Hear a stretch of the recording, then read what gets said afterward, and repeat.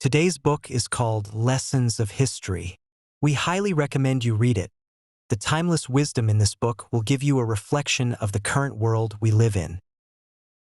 When we hear the term historical lessons, we often think of experiential lessons, giving us a sense of grasping patterns. However, the book's title Lessons merely refers to the lessons history has taught us. In history, anything is possible and cannot be predicted by rules. The significance of this book lies in using the wisdom of philosophers to sort out humanity's past, helping us establish respect and awe for history. Of course, this is just the author's personal perspective, a single opinion. Okay, before we dive in, please click on the subscribe button below the video to stay updated. Thank you. The author is the famous American scholar Will Durant, who also wrote The Greatest Minds in History. Durant was a student of the renowned philosopher and representative of pragmatism, John Dewey. Durant had two major achievements. One was popularizing philosophy among the public with works like The Story of Philosophy and The Pleasures of Philosophy, which remain classics and bestsellers. The other was writing an 11-volume set called The Story of Civilization with his wife over nearly 50 years, a monumental work that became a contemporary historical masterpiece and won the Pulitzer Prize even before it was completed, in both philosophy popularization and big history narratives. Durant was a pioneer. Dewey evaluated him as primarily a historian, with vast knowledge and the ability to integrate past and present, making him one of the most important philosophers of the 20th century. The Lessons of History is not lengthy but is highly thought-provoking. This book is a summative reflection Durant made after completing The Story of Civilization. He analyzed various factors influencing human civilization, summarizing historical lessons from human civilization. He said, "I attempted to write the entire history of civilization to draw conclusions. My aim was not to pursue originality but to be inclusive, to provide a broad view of human experience rather than a personal revelation. This may inspire future world affairs and national organization." In the 50 years since the book's completion, many of his predictions have been validated. My explanation will also be dense, so be prepared. The book's high level of thought is also due to Durant not engaging in much speculative argument but directly presenting conclusions, as his arguments and examples are left in the preceding 11 volumes. I will follow the clues and find these bases for you from The Story of Civilization. Previously, when interpreting historical books for you, I often dismantled the original book, structured it around its essence, and sometimes emphasized my feelings. But this time, I dare not do so. There's a saying, "Good jade doesn't need carving," akin to the culinary principle of using simple cooking methods to retain the original flavor of precious ingredients. For a philosopher's 50 years of thought, what ability do I have to redeconstruct and explain it? For this book, the simplest method is the best. Follow the original order, categorize and highlight key points, and introduce it to you exactly as it is. Moreover, Durant's writing is poetic and passionate, well worth quoting. Part 1. Of course, even the simplest ingredient treatment requires some preparation. I've divided the original book into 3 parts. The first part, in the initial chapters of the book, deals with historical lessons from unavoidable factors like geography, biology, and race. Another set of historical lessons comes from factors like human nature, morality, religion, economy, and society, which are products of human civilization.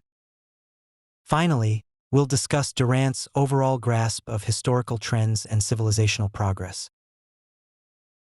Let's start with those historical lessons that make us feel the impartiality of nature. These natural conditions can both stimulate civilization and hinder development. The most basic factors are geography and climate. All human civilization originated from the warm climate that began 10,000 years ago. As Durant put it, geography is like the womb nurturing history, cultivating and regulating it. Rivers, lakes, oases, and seas attract migrants to settle along their shores. Water is the lifeblood of towns, providing cheap routes for transportation and trade. For instance, scholars studying ancient Greek history once puzzled over why Greek city-states lacked unified organization. In the later Hellenistic colonial era, Greek civilization scattered across different continents. How to incorporate these into a single history? Durant's approach was to use a geographical perspective, following the Greeks' footsteps. Their civilizational journey, like frogs around a pond, expanded with population growth, eventually covering the entire Mediterranean coast and the Aegean Sea islands. For nearly 1,000 years, Greeks turned the Mediterranean into an inner lake of Greek civilization, shaping Western history. Durant believed that one lesson from geography is that transportation is also part of geography. He predicted that with the development of airplanes and railways, people and goods would flow directly to their destinations. Trade routes along rivers and seas would diminish, and countries like Britain and France would lose the trade advantages brought by their long coastlines. Conversely, inland countries with vast territories like China, Russia, and Brazil would gain advantages, transforming the global civilization landscape. In the early chapters, the most notable lesson comes from biology. Durant said that history is just a segment of biology. If we don't feel the competition from the biological world, it's because the entire human species is protecting us. However, humanity as a species always faces survival tests. For this reason, he regarded Darwin's theory as one of the greatest human thoughts. Darwin seemed merely to describe the objective world but changed humanity's self-centered worldview. In Durant's summary, biology gives history 3 important lessons. The first is that life is competition. This reflects both in conflicts and cooperation. In the process of socialization, humans deepen cooperation, but essentially, cooperation is a means of competition. We unite and cooperate within our group to compete with other groups. Conflict and war are the ultimate forms of competition. A competitive group behaves like a competitive individual. The causes of war and interpersonal conflicts are similar, driven by desires for land, resources, and dominance. Nations behave like individuals, greedy, combative, and partisan. We can see war as a nation's way of hunting like animals. Note that nations lack individual self-restraint. Individuals in society must be constrained by morality and law, replacing conflict with negotiation, but nations do not recognize such constraints. I must remind you, this book was written in the 1960s during the intense Cold War. Durant believed international law and international morality did not restrain some nations. He warned that future developments would make long-distance economic and military strikes easier, intensifying international competition. Humanity should learn from this biological law. Unless nations form strong and effective protective groups, human civilization may regress significantly. The second biological lesson for history is that life is choice. The concepts of freedom and equality are products of human civilization but are not natural laws. People's physiological differences, intellects, and personalities vary greatly from birth. Biology favors this diversity as it forms the basis for selection and evolution. This inequality grows with the complexity of civilization. One marker of economic development is increased social specialization, amplifying each person's value gap. The result is that the weak remain weak, and the strong remain strong. Wealth disparity is just one among many disparities. The basic lesson modern humanity has learned is that society must balance equality and freedom without falling into any absolute. The best state to hope for is maintaining general equality in legal and educational opportunities. The third biological lesson for history is straightforward. Life must reproduce. Nature loves quantity and scale. Any evolution is based on a large base, meaning qualitative change requires quantitative change. Nature also prefers selecting a few survivors from many competing lives. For nature, species unable to reproduce and evolve in large numbers are meaningless.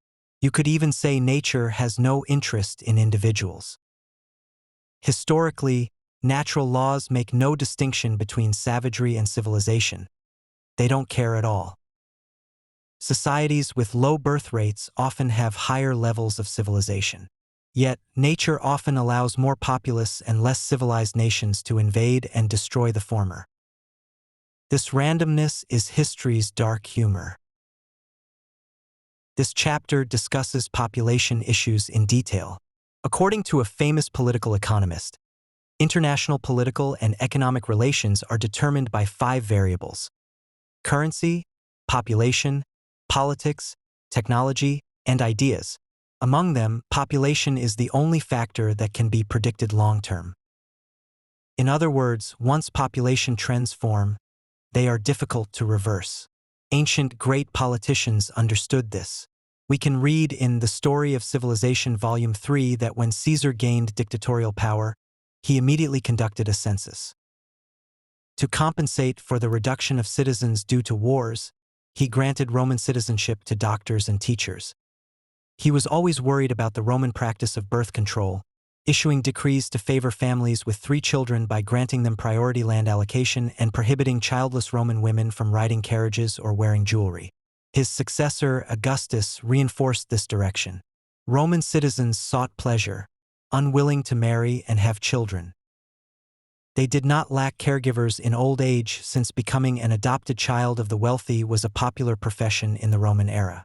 Thus, Augustus stipulated that men under 60 and women under 50 had legal obligations to marry, or they would lose inheritance rights. Childless people were heavily taxed yearly, while families with more than 3 children were exempt from taxes. Even the selection of consuls favored those with more children. However, this national policy starting from Rome's peak could not save the declining population. Why did the Roman Empire decline is a major topic in Western historiography. Durant said that the most obvious biological reason was that 50 years after Augustus's death, the western part of Rome began a sharp population decline, leading to a massive influx of barbarians. The number of free men in the army decreased, reducing combat effectiveness. Similarly, the number of slaves also decreased, leaving large tracts of farmland uncultivated. Within 200 years, the population of many provinces halved. Meanwhile, the barbarian populations that later destroyed the Western Roman Empire were growing rapidly. At this point, Durant warns France. He said that historically, low birth rate nations are periodically invaded by surrounding peoples. In Caesar's time, the Gauls used Roman legions to defeat the Germanic invaders. 2,000 years later, in World War II, they relied on American and British military forces.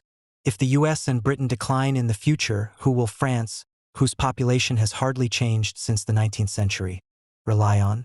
However, looking at recent population data over the past half-century, due to baby booms and immigration, France's population has grown by more than 50%. What chain reactions this variable will trigger, we can continue to observe. Among these uncontrollable historical factors, race is also worth mentioning. This is a sensitive but unavoidable topic. Some once viewed history as follows: natural environment cannot fully explain the rise of civilization because, in the same climate and resources, different ethnic groups achieve different levels of civilization. Additionally, civilization is not produced by the system. Both Egyptian monarchy and Athenian democracy achieved advanced civilizations. So, they believed civilization differences stem from racial differences, leading to racial theories. We know this logic has severe fallacies. It presumes only nature, institutions, and race affect civilization, which is unfounded. Moreover, contemporary biological science has even overturned traditional racial concepts. Durant also held a critical stance against racism, saying history is colorblind. People of any color can develop civilization if conditions are suitable. So, what is the historical lesson from the race issue? It is that race is not a distinction but a preparation stage. This means when various colored tribes enter the same region from different directions at different times, they will blend and compromise in bloodline, behavior, and culture. Over centuries or longer, a new ethnic group with new appearances, characters, languages, and cultures will form, creating new identities. From this perspective, the U.S. is still in racial fusion, and a new ethnic group will emerge in the future. History tells us that civilization is a product of cooperation, with almost all ethnic groups contributing to it. An educated mind will treat everyone well. Part 2.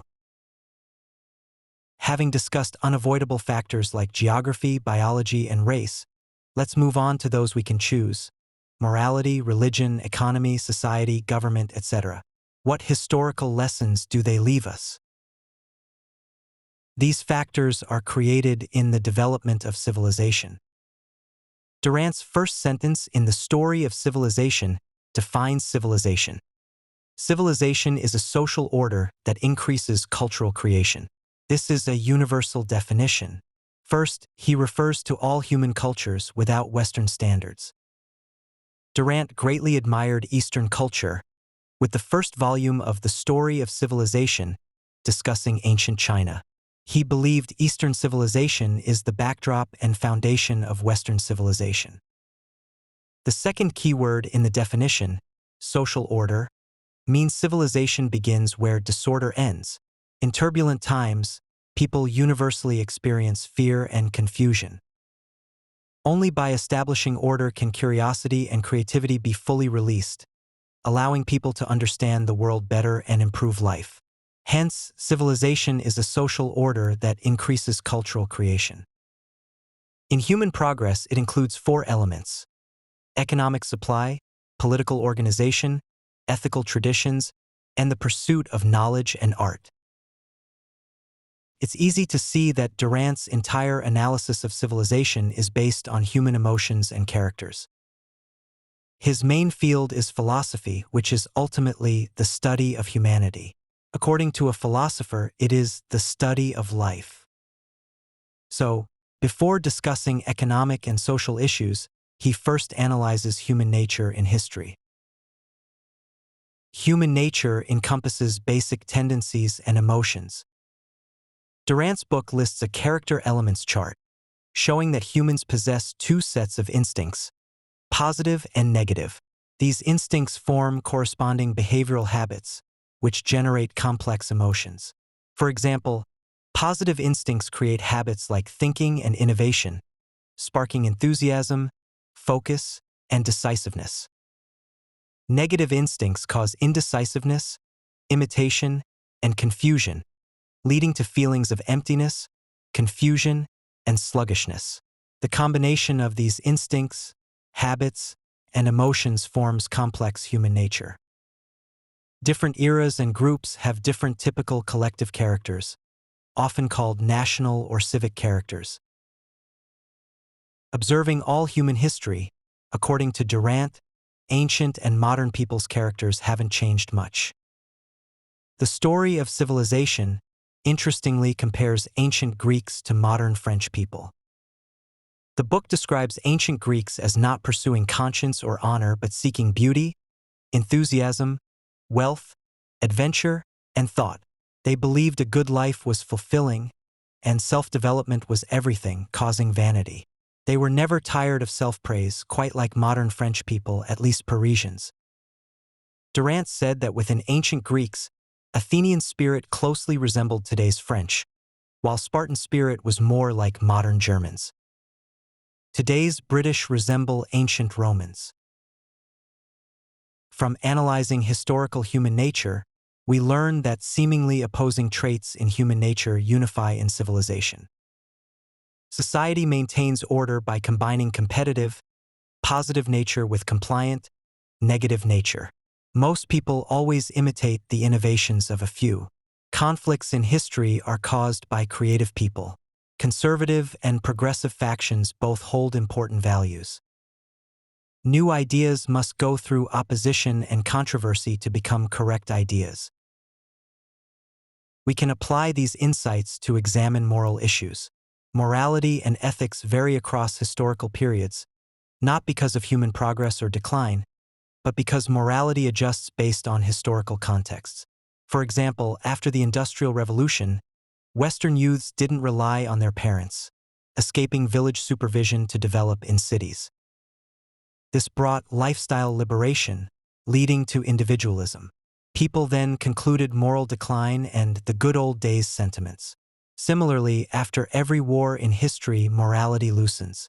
This occurred from the Middle Ages to World War II. The changes only differ in type, not degree. Europeans in the 16th century also complained about food adulteration. In essence, ancient and modern people's characters are quite similar. So, it's hard to judge if moral and ethical issues cause civilization's decline. True civilization decline is a long process, probably observed only in hindsight. The book later discusses many factors, including religion, politics, and war. Many people today believe that, among them, the economy is the most crucial factor. For example, the Crusades seemed driven by religious fervor, but the deeper motive was Western desire for an Eastern trade route.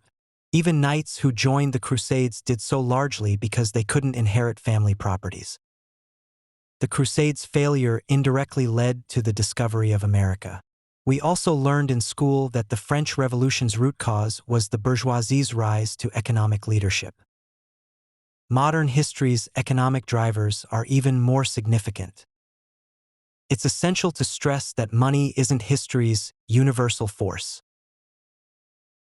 So, what lessons does the economy leave for history? Durant said the economy in society is like a slowly beating heart, with each significant contraction and expansion representing wealth concentration and redistribution. This operational law is impartial, unselectable. What can be selected is the method of periodic adjustment, through legislation and system changes, using moderate means to redistribute wealth, or through violent means for forced redistribution. To avoid the latter, action must be taken before the number of poor and the ability of the wealthy reach equilibrium. In 590 BC, Athens reached this critical point. Numerous poor people accumulated strong dissatisfaction, interpreting every dispute and case as the rich oppressing the poor, leading to social conflicts. The wealthy prepared to suppress with force. At this time, a man named Solon became the Athenian archon. His motto was avoid extremes, and he implemented moderate economic measures. He stopped penalizing debtors and devalued the currency, effectively forgiving the poor's debts. He introduced progressive taxation, making the wealthy pay 12 times more. On the other hand, he rejected radical land redistribution demands, maintaining the rich's vested interests. After completing these reforms, Solon left Athens to travel abroad, agreeing with Athenians to keep these laws unchanged for 10 years. Both the rich and poor were initially dissatisfied with Solon, but they later acknowledged that Solon saved Athens from mutual slaughter. Hence, he was titled legislator, ranking among ancient Greece's 7 sages. Durant said that 20th century U.S. economic policies following economic crises essentially followed Solon's principles, using moderate, prudent means for wealth redistribution. Perhaps some policymakers had studied this history? Just now, we fast-forwarded through historical variables in the book, from impartial geography, biology, and race to human nature, morality, and economy in civilization. Now, we face a more macro question. Why do civilizations rise and fall? Durant believed that civilization's growth comes from responding to challenges. Challenges are developmental bottlenecks or crises in civilization. They could be impartial natural disasters like agricultural decline due to environmental degradation, causing civilization collapse, or social choices like declining economic vitality, leading to depression and civilization decline. At such times, proactive, creative individuals must emerge with clear thinking and strong intentions to respond effectively to new situations, driving civilization's growth. This description refers to genius wisdom. I suggest you listen to The Greatest Minds in History, where Durant fully explains this. Conversely, if genius solutions are not found to address challenges, civilization will decline. Durant was an optimist, believing that historical brilliant civilizations never truly die. Even if their shells disappear, their essence continues. Greek civilization lives forever in human memory, with libraries worldwide holding Greek philosophers' works. More people read the Iliad today than in ancient Greece. Human history builds on civilization legacies. American pioneers benefited from European civilization, creating unprecedented technological advancements that spread worldwide. Human history is about creating and recording civilization legacies. Historical progress enriches, preserves, spreads, and utilizes these legacies. Finally, let's recap the historical lessons mentioned in the audio. The key lessons history taught us, totaling 10. Geography shapes civilization's background. With technological advances, these factors will be taken over by transportation and information industries. Life is competition, even cooperation is a form of competition. War is the ultimate form of competition. Nations behave like individuals in war. Greedy, savage. Without stronger protective groups than nations, human civilization will regress. Life is choice. Natural endowments among people aren't equal. Society must maintain legal and educational equality.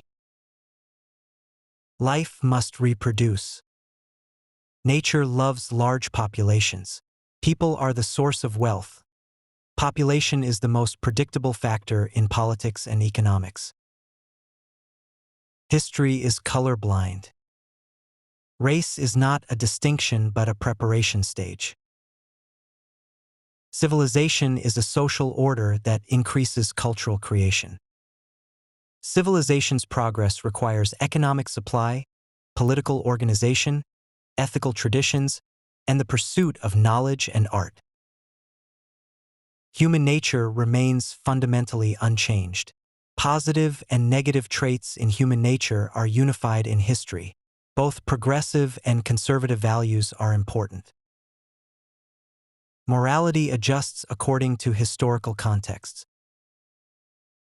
Wealth concentration and redistribution trends are unselectable. What can be chosen is the adjustment method. The source of civilization's growth is the genius wisdom that responds to challenges. Okay, that's the essence of this book. You can click the description below the video to find the link to the book. Welcome to read it.